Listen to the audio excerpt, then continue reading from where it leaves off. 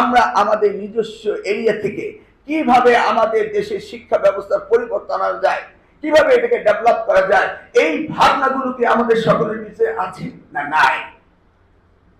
মাননীয় প্রধানমন্ত্রী একাই শিক্ষাকে গুরুত্ব দিয়ে যাচ্ছেন। আমি অত্যন্ত সৌভাগ্যবান।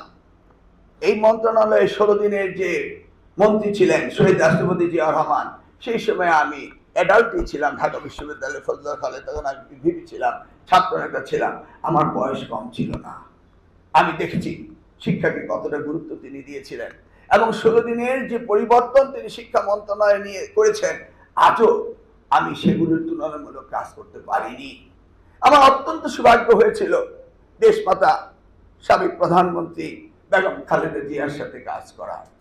আমি দেখেছি শিক্ষার প্রতি তার আনুগত্য, অনুরাগ, কত ভালোবাসা ছিল, সেটা আমি নিজে ওনার সাথে কাজ করে দেখেছি।